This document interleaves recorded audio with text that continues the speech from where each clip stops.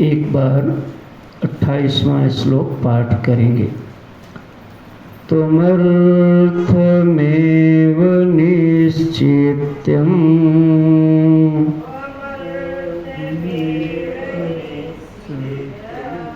त्वमेव अर्थनिश्चित्य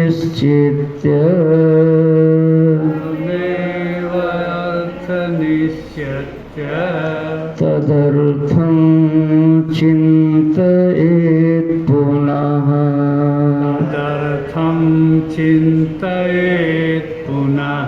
अतद्व्यावृत्तिरूपेण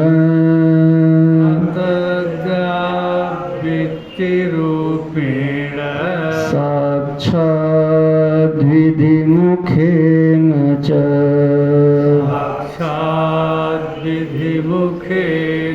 त्वमर्थमेव निश्चित्य तदर्थं चिन्तयेत् पुनः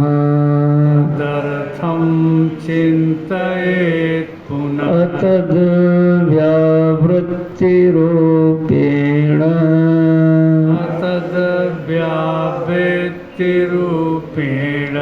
साक्षाद्विधिमुखेन च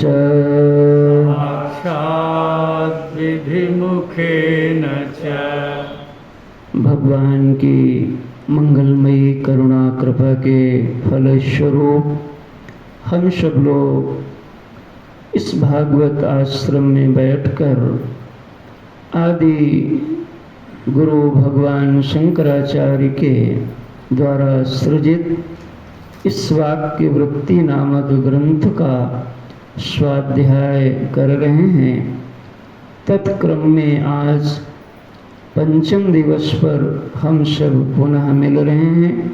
व्यासपीठ आप सभी का पुनः स्वागत करती है, अभिनंदन करती है। कल तक जो चिंतन हुआ उसमें हम सब ने त्वम पद का शोधन किया। शोधन माने होता है उसका चिंतन किया, उस पर विचार किया। किसके प्रकाश में विचार किया? तो कहा वेदों के प्रकाश में विचार किया। और उस वेद विद्या ब्रह्म विद्या उसको धारण करने वाले इस ग्रंथ के रचयिता भगवान भाष्यकार के मति के प्रकाश में विचार किया। यह जो समझ प्रदान की जा रही है, यह इस वसुंधरा के साक्षात जिन्हें मानो शिव स्वरूप माना गया, ऐसे आचार्य की मति के प्रकाश में हम आपने त्वम पद का शोधन किया। उसको सरल भाषा में कहेंगे, मैं क्या हूँ ये मैंने जानने की कोशिश की। किसके अनुसार? शास्त्र के अनुसार। इस मैं के बारे में अभी तक हमने जो जाना वो संसार के समाज के लोगों ने बताया कि तुम्हारा यह शरीर पुरुष का है तो तुम पुरुष हो, इस कुल में जन्म लिया तो तुम ये हो गए, काला शरीर है तुम काले हो गए, मोटा शरीर है तो मोटे हो गए, धन घट गया तो कहा हम गरीब हो गए, बढ़ गया तो अमीर हो गए, शरीर में कोई रोग लग गया तो हमने कहा मैं रोगी हो गया हूँ, और शरीर से रोग निकल गया तो मैंने कहा अब मैं ठीक हो गया हूँ। तो देखो यह सारा विवरण इसी मैं के बारे में आपने जन्म से अभी तक सुना है। इस मैं के बारे में इससे ज़्यादा सुनने का समझने का अवसर भी नहीं मिला। तो जो जो बताया समाज ने, घर परिवार ने, हम उसको मानते चले गए। और घर परिवार के, समाज के लोगों ने ये भी देखा कि यह देह तो मरती है, तो भाई सब मर जाते हैं, तो हमने भी बिना शोध किए, बिना चिंतन किए, बिना परीक्षण किए इस बात को मान लिया कि मैं भी मर जाऊंगा। अब देखो, ये जितनी भी तुम्हारी मान्यताएं हैं, यह सभी मान्यताएं विचार पूर्वक नहीं हैं, बल्कि अविचार से बनी हुई हैं। हमारे गुरुदेव का, हमारे पूज्य आचार्यों का यह कहना है कि यदि आप विचार करो और विचार करने पर भी ये टिकी रहें तो सही होंगी, क्योंकि विचार करने से सत्य बाधित नहीं होगा, झूठ ही बाधित होता है। उजेला होने पर जो है वो गायब नहीं होगा, जो नहीं है वही गायब होता है। तो इस प्रकार से हम सब लोगों ने त्वम पद का, मैं क्या हूँ, इसका चिंतन किया गया।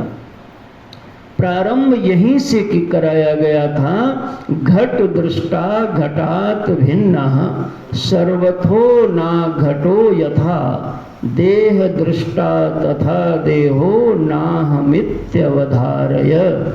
हे साधक, जैसे घट को देखने वाला घट नहीं है, बल्कि घट दृष्टा घटात भिन्नः, घट को देखने वाला घट से पृथक है, तो वैसे ही देह दृष्टा, तो देह को जानने वाला, देह को देखने वाला देह से भिन्न होना चाहिए, अलग होना चाहिए।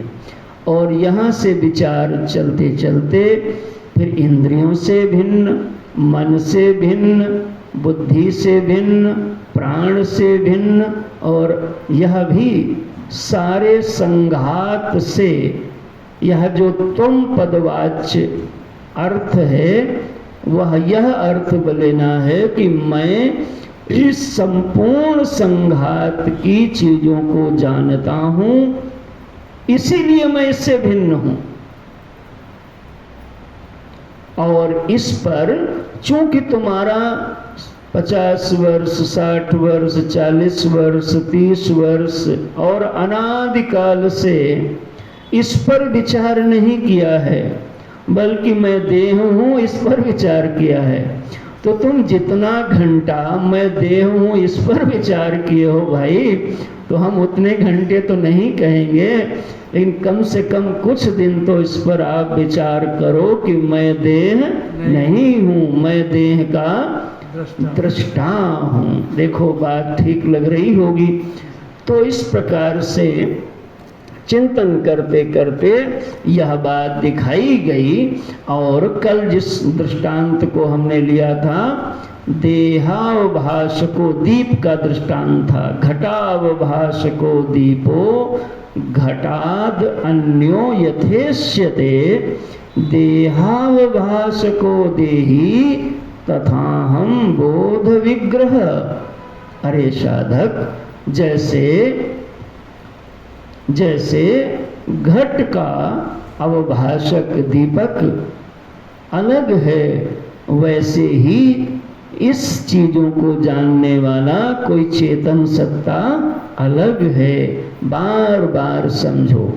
और यह भी बताया गया कि इस संघात में, संघात का एक सूत्र होता है, संघातः परार्थत्वात्। जब भी कोई संगठन, संगठक, संघात होगा तो वह किसी दूसरे के लिए ही होता है। तो इस संघात में, कौन से संघात में? देह रूपी संघात में। आप बड़ा धीमे बोल पाए।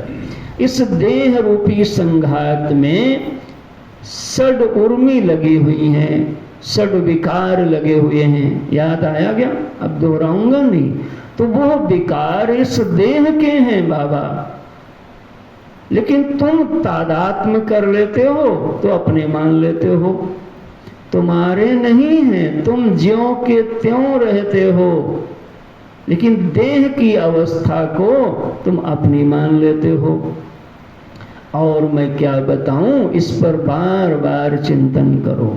और तुम इस कल जो देखा था, जागृत अवस्था में जैसे देह से तादात्म्य करके देहाभिमानी बन जाते हो, कर्म से तादात्म्य करके कर्ता बन जाते हो, भोग से तादात्म्य करके भोक्ता बन जाते हो, वैसे ही जागृत से अभिमानी करके जागृत अवस्था अभिमानी बन जा कर लेते। मैं जगा हूं ऐसा बोलते हो, दरअसल अभी वो नहीं बोलने का मन हो रहा है। तुम ना कभी जगे हो ना कभी सोए हो। देखो अब ये मैं बोलूंगा तो आपको हंसी के अलावा और क्या आएगी। लेकिन ये सत्य है, इसलिए मुझे बोलने में कोई संकोच नहीं है। लेकिन ये सत्य को समझने के लिए हमारा वहाँ का धरातल भी उतना होना चाहिए, तभी ये सत्य बोलने का अर्थ है, नहीं तो ये व्यर्थ है। ठीक है ना भाई? तो अवस्था से अभिमानी कर लेते हो। यही आत्मा जब जागृत अवस्था से अभिमानी कर लेता है तो इसी को विश्व कहते हैं। ये विश्व जागृत में ही दिखता है, इसलिए तुम्हारी आत्मा इस विश्व आत्मा है, इसी को विराट बोलते हैं। और जब स्वप्न देखते हो उस समय तुम्हारी जो आत्मा है, यानी तुम जो हो, ऐसे कहो, जीवात्मा कहो भाई, आत्मा न कहो, तो वह उससे संपर्क कर लेती, तादात्म्य कर लेती। तद आत्म यही हूँ, तादात्म्य माने होता है तद आत्म, मैं यही हूँ। पुत्र रुष्टा अहम रुष्टा, पुत्र पुष्टा अहम पुष्टा। ये दृष्टांत दिया जाता है कि पुत्र अलग है, पिता अलग है, लेकिन पिता का जब पुत्र से मोह बस तादात्म्य हो जाता है तो पुत्र खुशी होता है तो पिता खुशी हो जाता है, और पुत्र दुखी होता है तो पिता। देखो महाराज, वो दूर है और पिता दूर है। ये कैसे हो रहा है प्रभाव? तादात्म। तादात्म माने तद आत्म, मैं वही बन जाता हूँ और फिर उससे प्रभाव पड़ जाया करता है। तो तुम्हारा ही उस समय जीवात्मा, उस आत्म तत्व का नाम तेजस पड़ जाता है, और सुषुप्ति में सुषुप्ति से तादात्म्य करके प्राज्ञ नाम पड़ जाता है। तो देखो ये सारी कहानी जो है, इसको एक शब्द में यदि कहा जाए तो क्या बोलोगे? त्वम पद का शोधन। त्वम पद का शोधन माने तुम ये हो, इस प्रकार से विचार करो। ये 6 विकार शरीर के वो शरीर में हैं, तीनों अवस्थाएं भी तुम में नहीं हैं। और मैं क्या करूं? कर्ता, भोक्ता, ज्ञाता, ये सब भी तुम नहीं हो, कहीं और है, लेकिन तुम उसको मान लेते हो। क्या बात है! देखो इतने विद्वान श्रोता बैठे तो कैसे आनंद आए भाई, मान लेते हो, मजा आ गया। हाँ, कम से कम कुछ तो समझ में आ रहा है।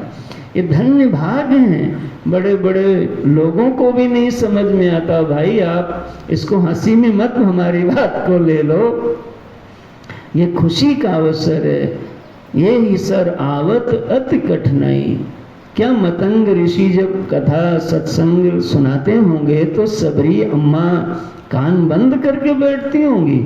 ऐसा तो नहीं, और कान है तो वाणी जाएगी। इसीलिए मैंने शायद एक दिन बोला था कि यह मार्ग स्थान विशेष, उम्र विशेष, है ना, जाति विशेष, उम्र विशेष, स्थान विशेष, आयु विशेष की अपेक्षा नहीं रखती, बल्कि शरणागति की अपेक्षा रखती। यदि कोई शरण हो जाए, शरणागत हो जाए, कार्पण्य दोषो अपह स्वभावः प्रक्षामि त्वां धर्म सम्मूढ़चेतः यत्श्रेयः स्यात् निश्चितं ब्रूहि तन्मे शिष्यस्ते अहं साधिमां त्वां प्रपन्न।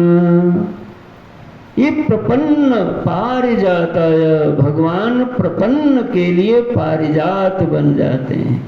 कोई प्रपन्न हो जाए तो फिर जो चाहे मुक्ति भुक्ति उसको सब मिल देते हैं भगवान। और कैसा, मतलब बिल्कुल संकोच नहीं किया, साफ साफ बोल दिया, प्रपन्न पारिजाताय।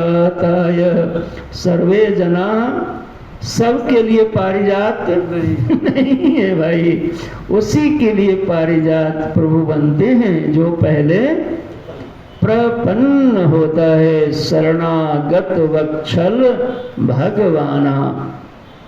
तो शरणागत कोई जीव हो जाए तो ये बात बन जाती है, ये चीज सध जाती है।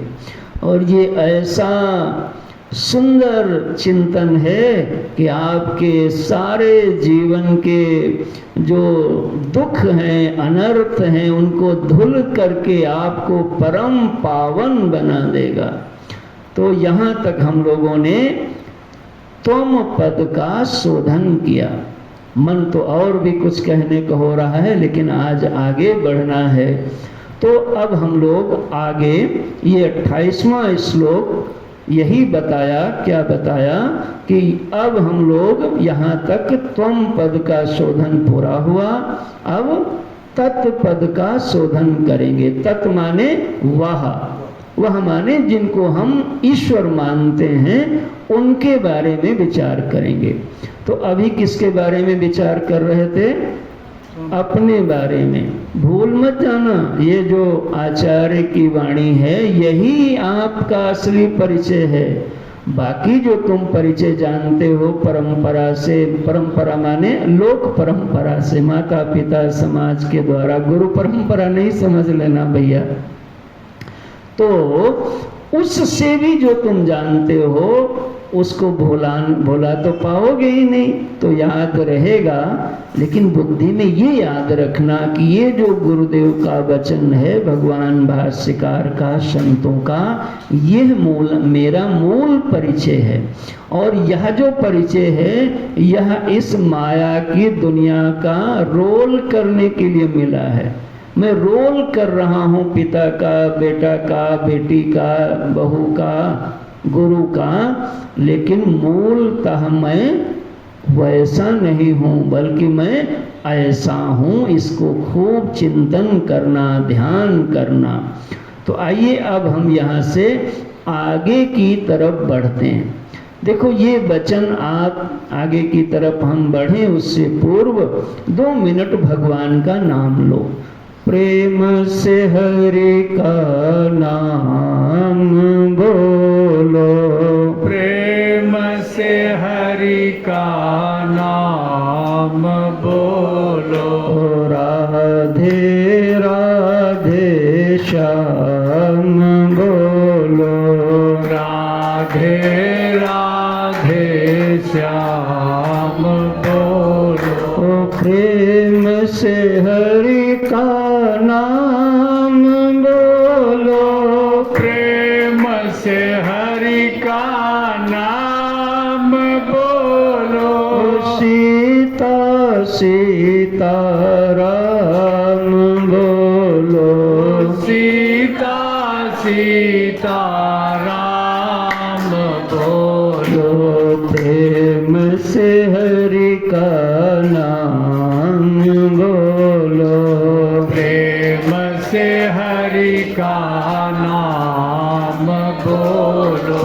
सीता सीता राम बोलो, सीता सीता राम बोलो। राधे राधे श्याम बोलो, राधे राधे श्याम बोलो। सच्चे सच्चिदानंद भगवान की। एक बात और बीच में कहने का मन हो रहा है। बात यह है, अब देखो ऐसी बातें हम भी सबको नहीं बताते, क्योंकि सब वैसी भाव से होते नहीं। तो हम भी भाई आप सबको सब थोड़ा ना देते हो कि देते हो। आप पैसा है वहीं दोगे जहाँ कोई खास होगा, और कोई बगल ऐसे मांगे तो कहोगे भैया बहुत मंदी चल रही है, कहाँ से करें। लेकिन जहाँ कोई वैसा तो दोगे। तो महात्मा लोग भी सबको सब ऐसे नहीं बताने लग जाते हैं, देखते पहले हैं। तो एक बात ये कहने का मेरा मन हो रहा है। देखो ये हमारे ही मन का विश्लेषण है। एक बात का निश्चय करो, इधर देखो, किस बात का निश्चय करो। अनंत काल की अविद्या से हमारा मन ऐसा माने बैठा है कि सुख मिलेगा तो दुख खत्म हो जाएगा। ठीक है ना भाई? इसी का विश्लेषण है कि नौकरी मिलेगा तब ठीक हो जाएगा। अब देखो, घर बन जाएगा तो ठीक हो जाएगा, शादी हो जाएगी तो ठीक हो जाएगा, धन होगा तो, अब इसका विश्लेषण करेंगे तो पूरा घंटे 2 घंटे का प्रवचन हो जाएगा। मूल सूत्र क्या दिया कि हमारी यह समझ बैठी है बनी हुई मन में कि सुख मिल जाए तो दुख खत्म हो जाएगा। कान खोल के सुन लीजिए,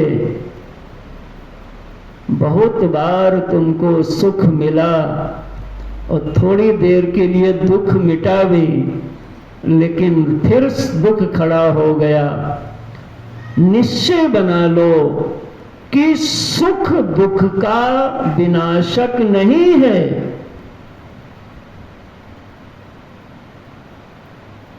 सुख मिलने से दुख खत्म हो जाएगा, ये मान्यता निराधार मान्यता है।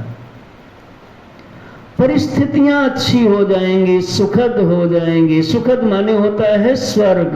स्वर्ग कहते हैं जहां 100% सुविधात्मक वातावरण हो, उसी का नाम स्वर्ग है। और स्वर्ग माने तुम्हारी मनोवांछित इच्छा के अनुसार जहां सब हो, उसी का नाम है स्वर्ग। ध्यान रखना, सब हो लेकिन वहां भी दुख रहता है, क्योंकि वहां पर भी गुरुदेव बृहस्पति नाराज हो गए। भागवत में पढ़ते हो ना, तो इंद्र दुखी हुए कि नहीं दुखी हुई है, श्रापा श्रापी हुई, कितना झंझट होता है। ये बातें आपको इधर उधर सुनने को नहीं पाओगे भाई। इसलिए जरा ये विद्या थोड़ी ऊंची विद्या है, इसको बहुत आदर से सीखो। तो पहला निश्चय करो कि सुख तो मिलेगा, लेकिन सुख मिल जाने से दुख खत्म हो जाएगा हमेशा के लिए। यह ऐसा होगा नहीं। परिस्थितियां मिलेंगी सचिव बाबू, और मिली नहीं, नौकरी चाकरी बेटा बेटी, ये परिस्थितियां ही तो हैं। युवानी मिली, परिस्थितियां मिली, लेकिन देखो आप उसमें सुख भी आया, लेकिन क्या दुख मर गया? हाँ? तो एक प्रश्न मन से अपने पूछो, और ना उत्तर मिल पाए तो गुरुजनों से जाके पूछो कि महाराज ये दुख सदा के लिए कैसे मरेगा। तो मैं उत्तर आपको बिना पूछे ही आपके बता दे रहा हूं। इसी को व्यासपीठ की कृपा कहते हैं। और कैसे तुमको समझाएं। सुनने आए हो ना तो आराम से सुनो, मन लगा के सुनो, कोशिश करके सुनो, क्योंकि हम भी बड़ी कथाओं में शायद ये बातें ऐसे ना आपको समझा पाऊं। कैसे मरेगा? तो वेद भगवान ने कहा तरति शोकम आत्मवित्। वही शोक को पार कर जाएगा, तर जाएगा। कौन? जो आत्मा को जान जाएगा। आत्मविद माने आत्मा को जान जाना। आत्मा माने आत्मा ही कहो या भाई आगे चल के थोड़ा चिंतन करोगे, ध्यान साधना बढ़ाओगे तो उत्तर आत्मा का आपको मिलता चला जाएगा। तो जो आत्मा को जान जाएगा वो, देखो ये वेद ने कहा, इस वेद पे तो विश्वास है ना तुम्हारा। तरति शोकम आत्मविद, जो आत्मा को जान जाएगा वह शोक मोह से यानी दुखों के दलदल से छूट जाएगा।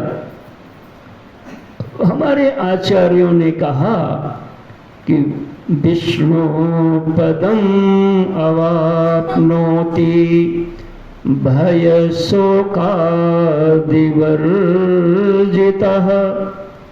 देखो किस पद के मिलने से शोक और भय वर्जित हो जाएगा। तो बड़े बड़े पद पर बैठे हुए लोग यहाँ बैठे हैं, लेकिन वो पद मिले भी और अरे बोलो तो चले भी गए, लेकिन ये महाराज सुख दुख की जोड़ी नहीं खत्म हुई। अभी सुखताल चलोगे तो वहां भागवत में पुरंजन और पुरंजनी की इस बार कथा जरूर सुनाऊंगा, क्योंकि वहां तो चिंतन प्रधान होगा। पद चला गया, पावर चला गया, उस पद के पाने से तुमने आशा ही गलत किया था कि हमारा दुख चला जाएगा। ये किसने तुमको बताया? किसी संत ने बताया? किसी गुरुजन ने, किसी ग्रंथ ने बताया है क्या भाई ऐसा? अब तुम मन मर्जी से माने पड़े हो तो हम क्या करें? गुरु के पास आओ, जाओ तो सेवा भी करो और पूछो भी। कितने सारे लोग हैं जब गुरु के पास जाते तो खाली हाथ नहीं जाते, मतलब कुछ लेके जाते हैं। मैं गुरुदेव के पास जा रहा हूं, ये तुम्हारा हाथ देख करके उनके मन में ये भाव पैदा हो जाता है कि ये भक्त भाव से आया है, शिष्य भाव से आया है। और आप भी खाली हाथ नहीं जाओगे, ध्यान रखना। तो वहां जाके खाली बैठना नहीं, ये वहां पंखे मत गिनना, कौन पंखा चल रहा था, कितने बल्ब लगे थे। वहां जाके सेवा करो और परिप्रश्नेन, थोड़ा प्रश्न भी उनसे करो, गुरुदेव ये कैसे होता है, कैसे होता है। तो मैं जल्दी से बात को पूरी कर दूं। विष्णु पदम अवाप्नोति भय शोकादिवर्जितः। भगवान विष्णु का पद जिसको मिल जाता है, पद माने चरण, भगवान का चरण जिसको मिल जाता है वो भय और शोक से पार हो जाता है। देखो ये शास्त्र ने कहा और वो वेद वचन मैंने दोनों बता दिया।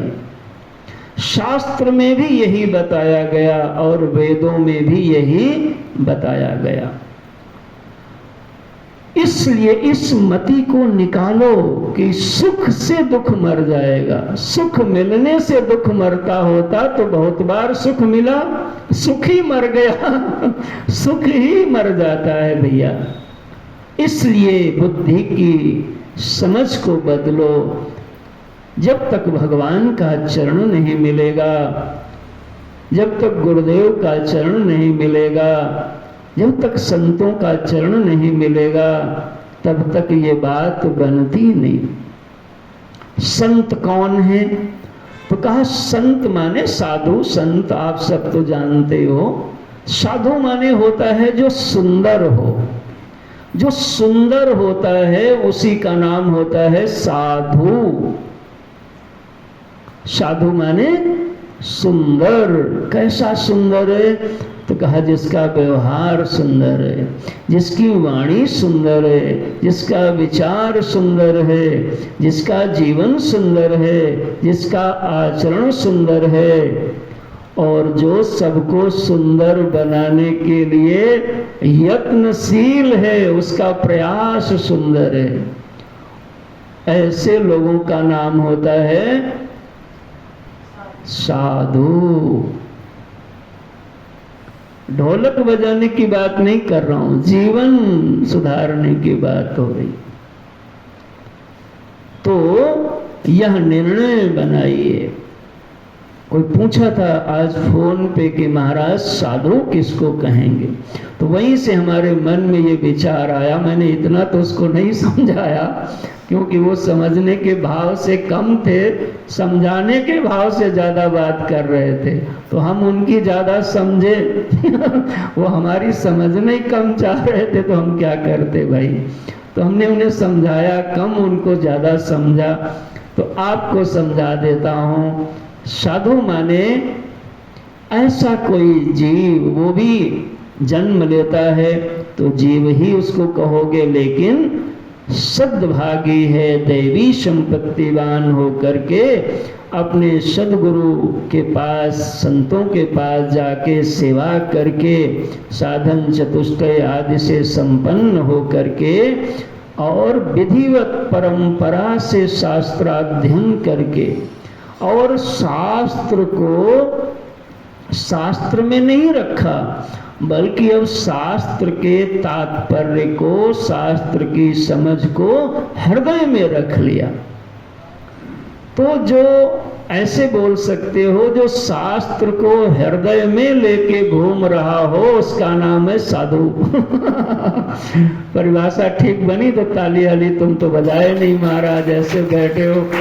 हाँ, बढ़िया पंखा चल रहे हैं, नाश्ता पानी भी, भोजन सबको मिल गया होगा, विश्राम भी दोपहर में, कितनी भगवान की कृपा है। फिर भी जीव नहीं माने तो हम क्या कर सकते हैं।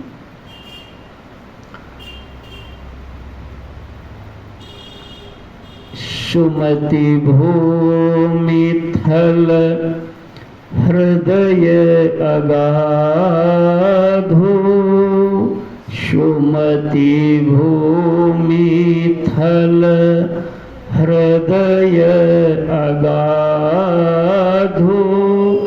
वेद पुराण उदधि घन साधु, सुमति भूमि थल हृदय अगाधो, सुमति भूमि थल हृदय अगाधो, वेद पुराण उदधि घन साधु। ये साधु की परिभाषा है। जो वेद रूपी, पुराण रूपी, शास्त्र रूपी सागर के जल को उदह दिया है, निकाल लिया है वहां से। और वो कैसे हैं? घन है। घन माने मेघ। तो यानी एक ये परिभाषा बनाई जा सकती है कि जो शास्त्रों के जल को लेकर के घूम रहे हों, उनका नाम होता है साधु महाराज।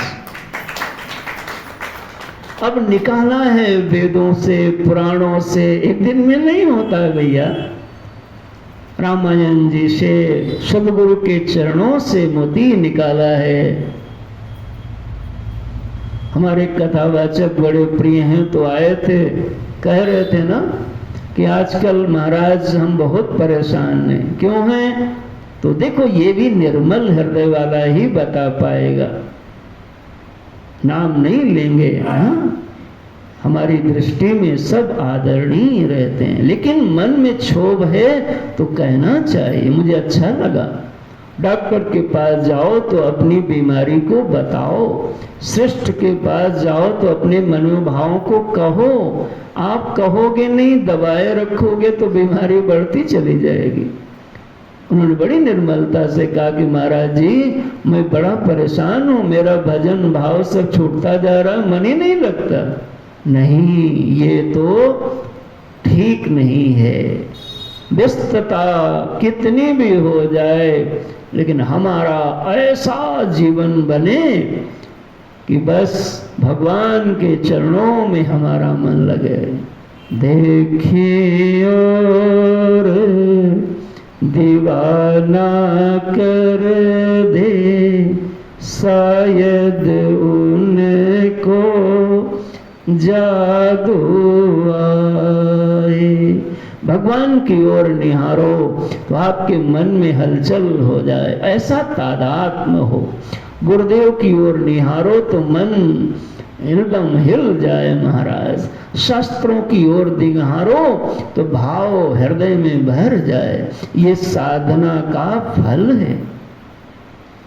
इसलिए सुमति भूमि थल हृदय अगाधु, वेद पुराण उदधि घन साधु, बरसहि राम सुजस बरबारी। अब वर्षा करेंगे। अब तुम गा भी नहीं रहे हो मन से, गाओ तो जरा थोड़ा सा। बरसहि राम सुजस बरबारी, केवल बरसहि राम सुजस बरबारी, मधुर मनोहर मंगलकारी, बरसहि राम सुजस बरबारी, मधुर मनोहर मंगलकारी। सुमति भूमि थल हृदय अगाधु, वेद पुराण उदधि घन साधु। ए बाबा, जिसने वेद शास्त्र पुराणों को उदाह दिया हो, निकाला हो, खेला हो, डुबकी लगाया हो और खाली न आया हो, उस रस को, उस अमृत को, उस विद्या को, उस समझ को हृदय में धारण कर लिया हो, और धारण करके क्या कर दिया हो, तो कहा अब बैठा ना हो। कैसा हो? विचरण कर रहा हो। बरसें मतलब अब बरसाने के लिए तो मेघों को, मेघ एक जगह रुकते हैं क्या? हिलते दिखते, चलते रहते हैं। आज यहाँ बरसाएंगे, कल वहाँ बरसाएंगे। ऐसे साधु को भी चलते रहना है। क्या बरसाना है? तो कहा बरसें राम सुजस, भगवान के सुयस का वर्षा करते हैं, बखान करते हैं, राम सुयस की वर्षा करते हैं। और महाराज खूब सुंदर वर्णन करते हैं। तो कहा खाली वर्णन करते हैं, लोगों को कैसा लगता है? तो कहा मधुर, ये देखो मधुर लगता है। पंक्ति का ही अर्थ मैं कर रहा हूं, मधुर मनोहर। मधुर ही नहीं लगता, कुछ लोग तो जो ठीक से सुन लेते हैं उन्हें इतना मधुर लगता है कि फिर इस मधुर के पीछे ही चल पड़ते हैं। मधुर मनोहर, उनके मन को हर लेता है महाराज। आप जितने आए हो सब मनोहर हो, क्योंकि आपके मन को हरा है सत्संग ने, तभी तो आए हो, नहीं तो कहीं कूड़ा बीन रहे होते हैं। मतलब दुनिया का काम कूड़ा ही है। मैंने इसलिए कहा भाई बुरा नहीं मानना सब लोग। हमारे भगत लोग कल से आएंगे ही नहीं, कहेंगे महाराज जी कह रहे थे कूड़ा बीन रहे हो। अरे कूड़ा माने जो निरर्थक हो चीजें, वो कूड़ा ही तो है भाई, ठीक है ना? तो समर्थन है ना आपकी बात को कि आप कूड़ा बीनते होते। तो ये भगवान की कृपा है। देखो कोई अपूर्वा बिहार में सुनाने गए, कोई वहाँ सुनाने गए, दीनदयालपुरम में, है ना? कोई हमको ये तो पिकअप की छत से इनका मनोहर हो गया, वहाँ से आ गए, कोई कहीं से आ गया, है ना? देखो कृष्णा बिहार से कोई न कोई आप देखो ये भगवान का सुयस सुनते सुनते, ये भगवान का सुयस ऐसा है कि मनोहारी, आपके मन को हर लेगा। और ये हरण बड़ा अच्छा है। जिनका मन अभी भगवान के सुयस ने नहीं हरा है, राम के सुयस ने जिसके मन को हरा है, वो मंगलकारी हो जाएगा। आप ये निश्चय रखना। और जिसके मन को राम के सुयस ने नहीं हरा है, उसका भी मन हरा गया है। किसके द्वारा वो लिखा नहीं है, मगर मैं बता देता हूँ। व्यासपीठ पर इसीलिए आपने बिठाया है कि जो लिखा है महाराज वो भी बताना, और जो नहीं लिखा है वो भी बताओ। तो उनका मन कौन हरा है? तो उनका मन काम यश ने हरा है। राम यश और राम का सुयश। तो संत महात्मा बखान करते हैं, और काम का सुयश कामी लोग, संसारी लोग वर्णन करते हैं। खाने की तारीफ करेंगे महाराज, ओहो, फिर कपड़े की तारीफ करेंगे, फिर इसकी तारीफ करेंगे, भजन की तारीफ नहीं करेंगे। ये नहीं करेंगे कि जीवन इतना व्यर्थ जा रहा है। हम कथा कराएं, सत्संग कराएं, सुमिरन करें, साधना करें, गंगा नहाएं, तीर्थ करें, व्रत करें, इसकी प्रशंसा नहीं सुनोगे। तो ऐसे उनका जीवन तो अमंगलकारी हो जाएगा।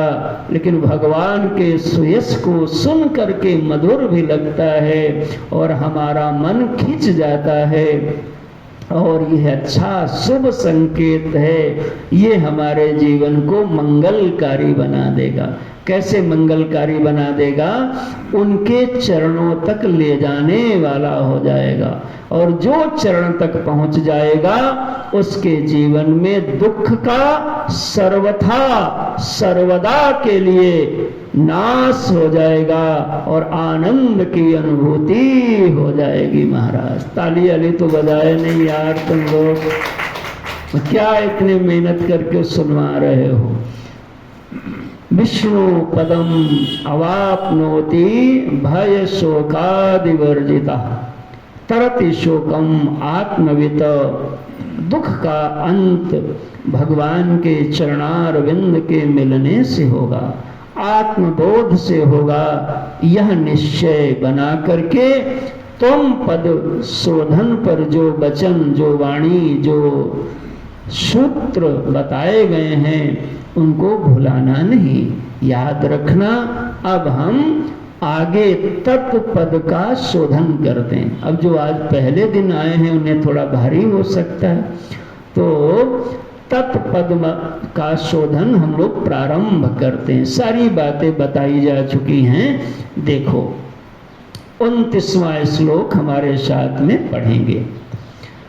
निरस्ता शेष संसार, निरस्ता शेष संसार, निरस्ता शेष संसार, निरस्ता शेष संसार। दोष स्थूलादिलक्षणः, दोषो स्थूलादिलक्षणः, अदृश्यत्वादिगुणकः, अदृश्यत्वादिगुणकः, पराकृततमोमलः, पराकृततमोमलः। निरस्ता शेष संसार, निरस्ता शेष संसार। दोषो स्थूलादिलक्षणः, दोषो स्थूलादिलक्षणः, अदृश्यत्वादिगुणकः, दृश्यत्वादिगुणकः, पराकृततमोमलः,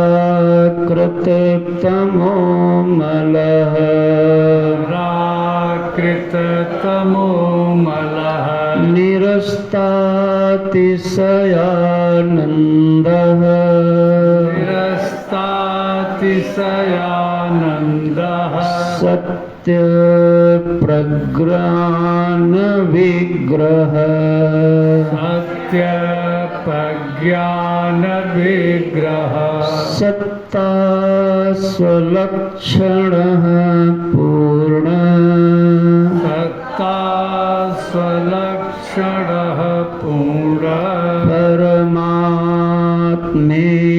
गीयते परमात्मेति गीयते निरस्तातिशयानन्दः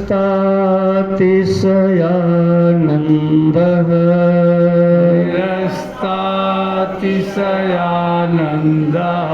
सत्य विज्ञान विग्रह सत्य प्रज्ञान विग्रह सत्ता स्वलक्षण पूर्ण सत्ता स्वलक्षणः पूर्ण परमात्मेति गीयते परमात्मेति गीयते। तो अब उनके बारे में बताया जाएगा, किनके, जिनको हम ईश्वर कहते हैं।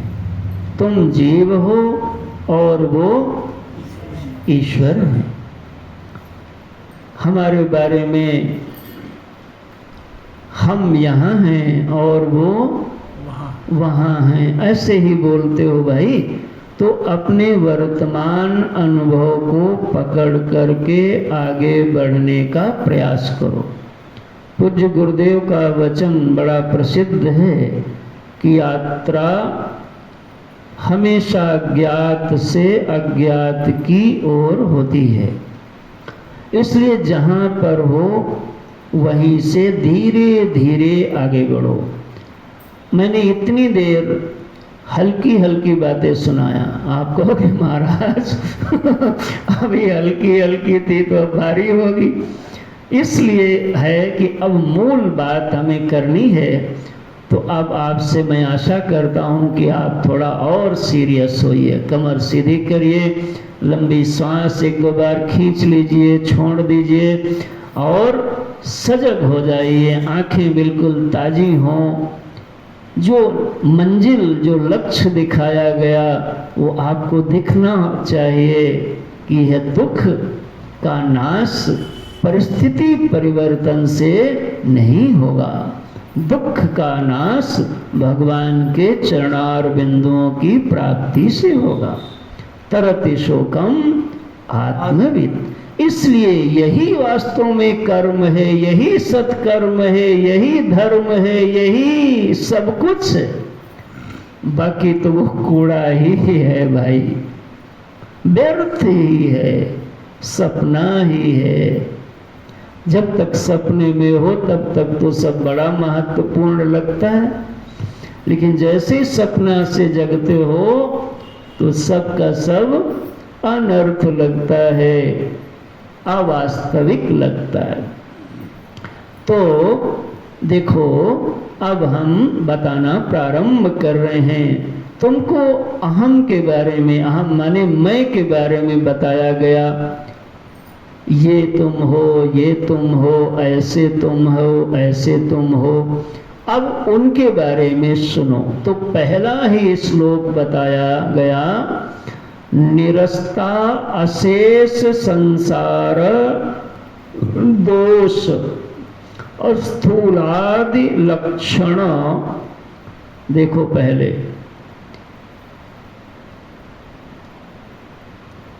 निरस्त माने नहीं है। क्या नहीं है? ये किसकी बात चालू कर रहा हूं?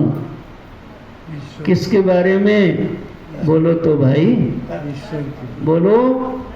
तत्पद के बारे में। तत्पद माने ईश्वर के बारे में। बिल्कुल खोल के समझो, कहीं कोई डार्क नहीं रहे बुद्धि में, अंधेरा नहीं रहना चाहिए।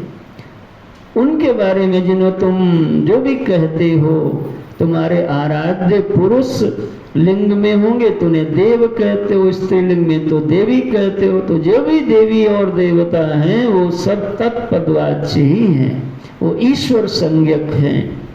डरो मत, वो ऐसे हैं। देखो ये वही बोल सकता है जिसको अनुभूति होगी महाराज। तो देखो आप, तो निरस्त यहाँ से शुरू किया। एक बात और आगे हम बढ़े उससे पूर्व समझ लो, जब भी इस प्रकार से चिंतन किया जाता है तो उस चिंतन में दो शैली का प्रयोग किया जाता है। एक शैली होती है जिसको बोलते हैं निषेध मुख और एक बोलते हैं विधि मुख। तो निषेध मुख में ये बताया जाएगा ये नहीं है, ये नहीं है, ये नहीं है, ये नहीं है, ये भी नहीं है। तो कहा इनके अलावा जो बचेगा वही है। इस शैली का नाम होगा, थोड़ा बोलो आप, क्या नाम होगा? निषेध मुख। इन शब्दों को बोलना भी सीखो, फिर से बोलो निषेध मुख। अब जैसे दृष्टांत ले लो, जैसे मैं आपको, मुझे बताना हो कि इस गली में जाओ और आपने पूछा फलाने कहाँ रहते हैं। अब उनका घर मैंने देखा है लेकिन हम जा करके तुमको नहीं दिखा सकते हाथ पकड़ के, यहीं से बताना है हमने देखा है और तुमको दिखाना होगा। तो हमारे पास दो शैली है। पहला प्रयोग करेंगे निषेध मुख का। क्या निषेध मुख करेंगे कि देखो जिसके द्वार पर लकड़ी का दरवाजा लगा हो, समझना वो घर उनका नहीं है। जिसका दरवाजा ऊंचा बना हो वो घर नहीं है। जिसके घर में लोहे का दरवाजा लगा हो वो नहीं है। जिसका दरवाजा पीला रंग का पुता हो वो नहीं है। जिसके दरवाजे काला रंग का पुता हो वो नहीं है। ये मैंने बताया आपको। तो अंत में बताया कि जहां पर जाओगे जिसके घर में दरवाजा न लगा हो, समझो वही है। अब आप पहुंच जाओगे कि नहीं? तो यदि ये इस विधि का नाम होगा निषेध मुख, यानी ये नहीं है, ये नहीं है, ये नहीं है, ये नहीं है करते करते आप पहुंच गए वहां पर। दूसरी विधि होगी, अब कौन सरल है कौन कठिन है आप समझना। दूसरी विधि में सीधे हम बता देंगे जिसमें दरवाजा नहीं है वही है।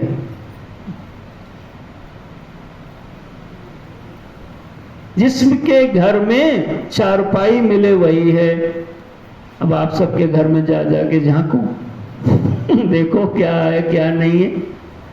जिसके घर में इतने लोग रहते हैं वो है। ये है विधि मुख, सीधे बताया ऐसा है, ऐसा है, ऐसा है, ऐसा है।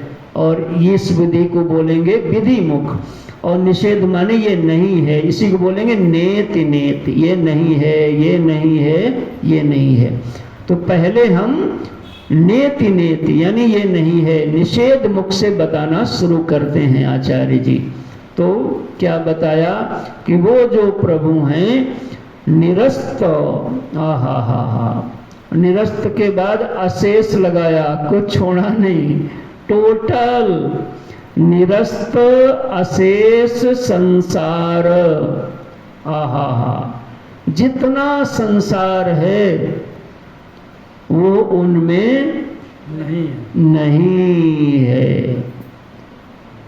देखो अब इसके लिए तो खूब आपको विद्या अध्ययन अच्छे से करो तब बुद्धि बैठ पाएगी। कथाओं में दूसरा वातावरण होता है और ये चिंतन प्रधान है, इसलिए यहाँ पे बैठना थोड़ा ज़्यादा कठिन पड़ता होगा आप सबको। फिर भी मैं बताता हूँ, सरल करने की यत्न करता हूँ। निरस्त, शेष नहीं पढ़ना, अशेष। अशेष माने कुछ भी छोड़ना नहीं।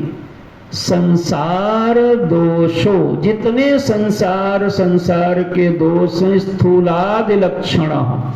स्थूलादि लक्षण माने अवयव सहित जितना अवयवात्मक प्रपंच है, यानी दृश्य प्रपंच है, वह उनमें निरस्त है, वह उसमें क्या है, नहीं है। ये कौन सी विधि से बताया, निषेध मुखान। उनमें अब तुमको लाइट दिख जाए, कई बार जो लोग गुरु से नहीं सीखते ऐसे ही पता नहीं कहाँ से सीख लेते, तो लाइट दिखना, कुछ और दिखना, अब उस पर मैं कोई टिप्पणी अभी नहीं करूंगा। आप जरा ग्रंथ को देखें। निरस्ता अशेष संसार दोषो अस्थूलादि लक्षण, ये जो भी संसार का प्रपंच दोष है वह उसमें नहीं है महाराज। तो कहा क्या क्या नहीं है, तो कहा जितने भी दोष हैं एक उसमें नहीं है। अदृश्यत्वादि गुण कहा, और वो जो हैं वो अदृश्यतादि गुण से युक्त हैं, मतलब उसमें दृश्य धर्मिता नहीं है। ओ हो, अब ये गंभीर विषय होगा हमें समझाने के लिए। जो तुमको दिखता है वो इसलिए दिखता है क्योंकि उसमें दृश्य धर्मिता होती है, और जो वो कैसे हैं, उनमें दृश्य धर्मिता नहीं, दृश्य धर्म नहीं है। ओ हो। और जो उनमें जिसमें से संसार के सारे दोष उनसे दूर ही रहते हैं महाराज। अस्थूल शब्द से श्रुति ने संकेत किया है उनके बारे में कि वहां अस्थूल, मतलब वहां कोई स्थूल चीज नहीं मिलेगी आपको, निरअवयवोत्यर्थः। और दृश्यता आदि गुणों से, दृश्यता नहीं, अदृश्यता आदि गुणों से युक्त हैं, और अंधकार रूपी मलिनता से चिर मुक्त हैं। चिर मुक्त माने सदा से मुक्त हैं, कभी ऐसा नहीं समझ लेना कि वो इधर उधर काल में नहीं, चिर मुक्त हैं। यह उनका पहला परिचय बताया गया। अरे रामा, तो कहा अभी इसको देखो फिर हम बता देंगे। वो माखन भी चुराते हैं और धनुष भी चलाते हैं, उपदेश भी करते हैं, वह भी बताएंगे, लेकिन वह तो तुम कई बार सुनते रहते हो, यह भी तो सुनो पहले। तो यह पहला उनका लक्षण किया कि उनमें संसार दोष नहीं है। अस्थूलता,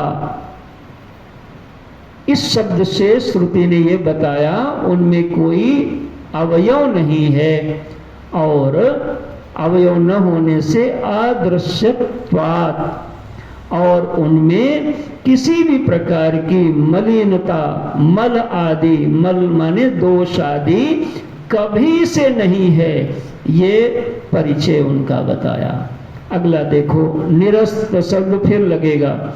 निरस्त अतिशय आनंद जिसके परे कोई आनंद नहीं, निरस्तातिशयानंद, मतलब जितना आनंद की हाई पॉसिबिलिटी हो सकती है, अधिकतम आनंद हो सकता है, वो वहां उन्हीं के पास रहता है। उससे अधिक न सोचना, सर्वाधिक शब्द उसी के लिए प्रयोग है। अनंत आनंद है। कैसा नाम बनाया? अतिशयानंद, अनंतानंद नाम उन्हीं का है महाराज। तो सत्य हैं और वो झूठ नहीं है। सत्य क्यों कहा?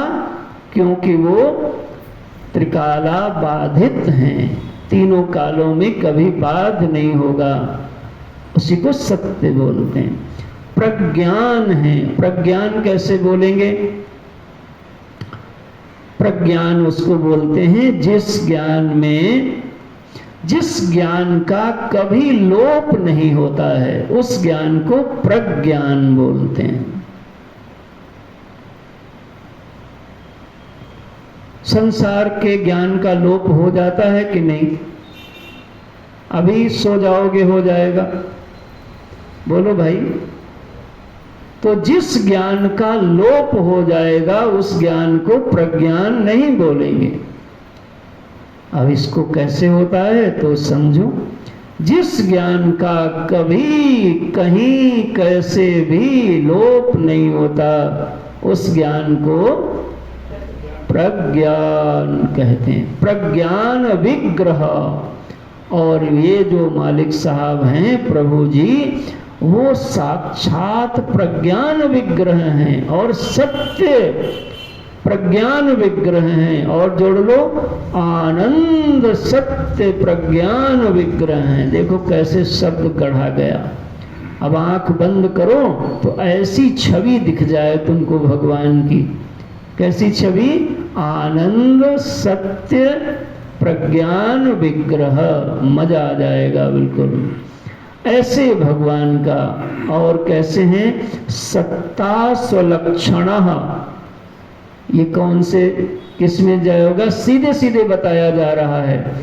तो ये अभी विधि और निषेध दोनों मुख का ध्यान तुम अपना स्वयं देना, कहाँ पर किस दृष्टि से बात कही जा रही है।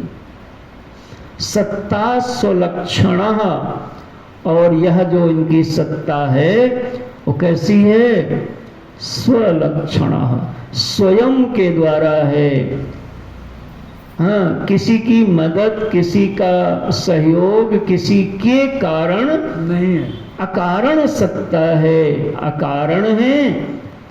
ऐसे प्रभु पूर्ण, ये पूर्ण है, इनमें कोई अपूर्णता नहीं है किसी प्रकार की। और इन्हीं का एक नाम परमात्मेति, परमात्मा इति गीयते। इन्हीं को परमात्मा शब्द से गाया जाता है, बताया जाता है। बोलो परमात्मा की जय। ये है परमात्मा। मिले आपको? पहचानोगे कैसे? पहले जरा सुनो तो। तुम लोग तो गीत गाते हो, वो कौन सा पता खोज रहे थे तुम? भगवान तुम्हें मैं खत लिखती। अब ये गीत ही बंद हो गया। अब तो सीधे लोग व्हाट्सएप करेंगे भगवान को। भगवान तुम्हारा क्या पूछते थे पहले भाई? भगवान तुम्हें मैं खत लिखती गर तेरा पता मालूम होता। तो अब आजकल की भगत लोग बड़े एडवांस हो गए, ये चिट्ठी लिखेंगे ही नहीं भगवान को, कहेंगे अपना व्हाट्सएप नंबर लाओ, सीधे मैसेज करेंगे। भगवान जी भी बेचारे जो है नंबर अपना किसको किसको दें, दिन भर तुम लोग परेशान करोगे, इसलिए तो देते नहीं है किसी को। तो ये परमात्मा, यही परमात्मा है। परमात्मा माने परम आत्मा, यानी जो भी कुछ बड़ा हो सकता है ये सर्वाधिक यही हैं। गीयते, इनके बारे में ऐसा कहा जाता है। आगे भाई बढ़ो। सर्वज्ञत्वं परेशत्वं, सर्वज्ञत्वं परेशत्वं, तथा संपूर्ण शक्तिता, तथा संपूर्ण शक्तिता, वेदै समर्थ्यते यस्य, वेदैः समर्थ्यते यस्य, तद् ब्रह्मोत्यवधारय, ब्रह्मोत्यवधारय, यज्ञानात् सर्वविज्ञानम्, यज्ञानात् सर्वविज्ञानम्, श्रुतिषु प्रतिपादितम्, श्रुतिषु प्रतिपादितम्, मृदाद्यनेकदृष्टान्ते, दाद्यनेकदृष्टान्तै, तद् ब्रह्मोत्यवधारय, तद् ब्रह्मोत्यवधारय। वेदों के द्वारा सर्वज्ञत्वं परेशत्वं, सर्वज्ञत्वं माने जो सर्वज्ञ हैं, और परेशत्व माने जिनमें ईश्वरत्व है, ईशन करने की सामर्थ्य है, सबको नियंत्रण में रखने की शक्ति है। तो ये दोनों, ये किसकी बात हो रही? उनकी। तुम्हारी वाली उधर बात हो चुकी है, अब उनकी देखो। उनमें सर्वज्ञता, सर्वज्ञत्वम, परेशत्वम तथा संपूर्ण शक्तिता, जितनी भी शक्ति निकलती है ना, ये सब आई है तुम्हारे पास जो, वो हमारे प्रभु की ही शक्ति से आई है, मालिक साहब से आई है। देखो हमारे हनुमान जी ने रावण को यही कहा था। दशानन ने, रावण ने पूछा तुमने किसके बल से ये सब किया? तो हनुमान जी ने क्या बताया? काके बल घाले से। किसके बल से आपने मारा भाई? तो हनुमान जी ने कहा, क्या कहा था? जाके बल लवलेश थे, ज्यादा नहीं, मुट्ठी भर नहीं, थोड़े से बल से। ए दशानन इधर देखा, जाके बल, जाके माने तत्पद जाके माने तत्पद इत्यर्थ, ईश्वरत्व, प्रभु भगवान। तो जाके बल लवलेश थे, जरा सा बूंद भर मिल गया तुम बौरा गए रावण। जाके बल लवलेश थे, जीते चराचरि जार, तास दूत। ऐसे ही है ना भाई जी, तास दूत। हाँ जी, तास। मैं उनका दूत हूँ, और तुमने तो उन्हीं की नारी को ले आए।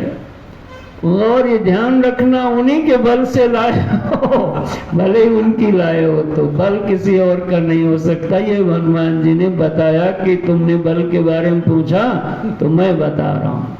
यहाँ पे क्या कहा? संपूर्ण शक्तिता। समय नहीं तो मैं बताता। षडेश्वर्य संपन्नता का यहाँ मानो संकेत है। सर्वज्ञत्वम, परेशत्वम तथा संपूर्ण शक्तिता, वेदै समर्थते यस्य। और ये जो हम बता रहे हैं, ये केवल हम नहीं बता रहे हैं, इसी बात का वेद भगवान समर्थन करते हैं। तद ब्रह्म इति अवधारय, ऐसा तुम निश्चय करो। दूसरा अगला देखो, यज ज्ञानात् सर्वं विज्ञान श्रुतिषु प्रतिपादितम।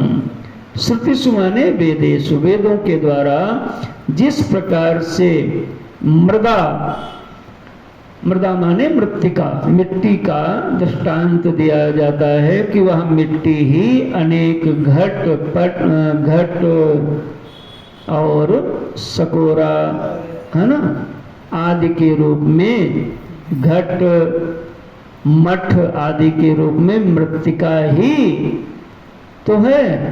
तो वैसे ही यहाँ पर वही एक सत्ता जो मिट्टी के रूप में तुमको समझना चाहिए, जैसे मिट्टी ही घट आदि के रूप में दिख जाती है, लेकिन वो सब दिखने पर भी उसको मृत्तिका ही जानना चाहिए। वैसे ही यहाँ पर तुमको यह दृश्य प्रपंच जो दिख रहा है, ये दरअसल उन्हीं, क्या बोलूं, में दिख रहा है, उन्हीं से दिख रहा है, या वही दिख रहे हैं, जो तुम समझ पाओ। ये तीनों बातें सही हैं।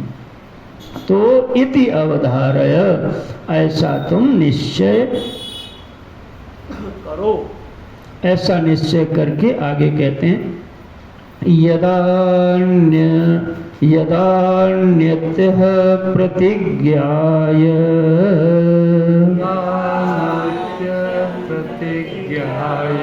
यदा अन्यत् प्रतिज्ञाय, प्रतिज्ञाय श्रुतिस्तत्सिद्धये जगौ,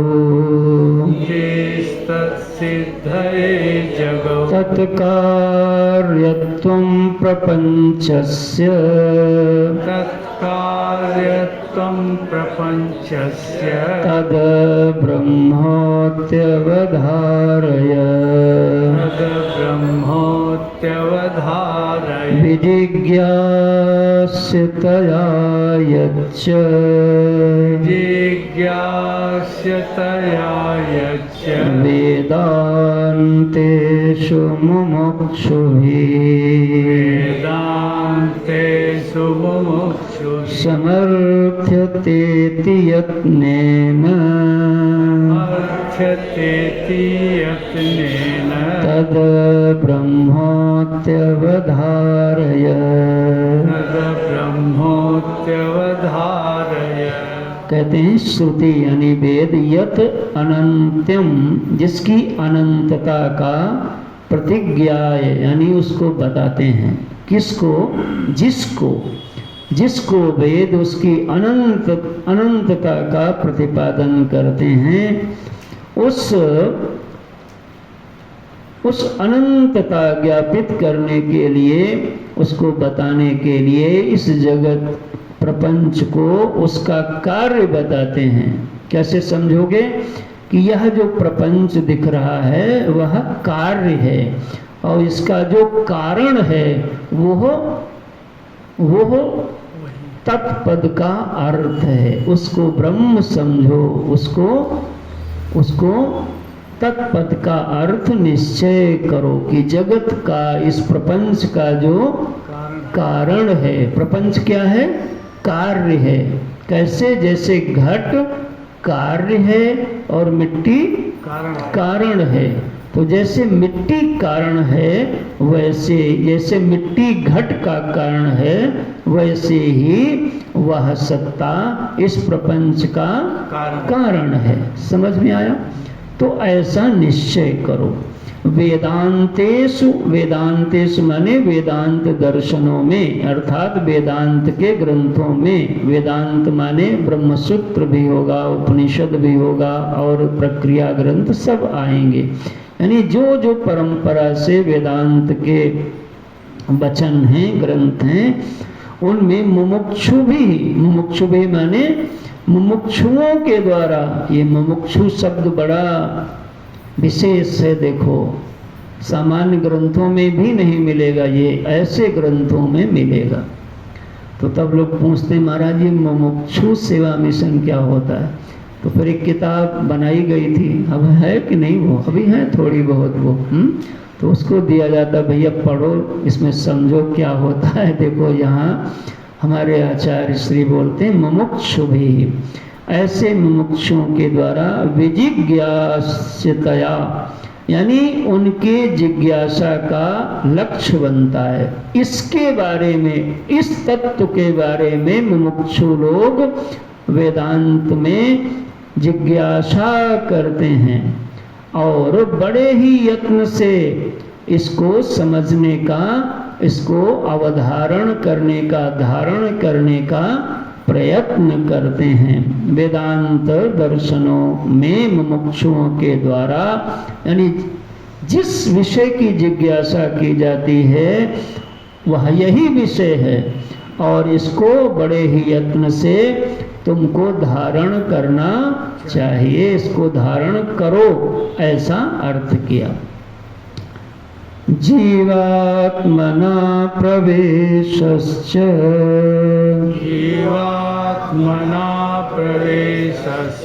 नियंत्रत्वं च तान् प्रति श्रूयते यस्य वेदेषु तद ब्रह्मोत्यवधारय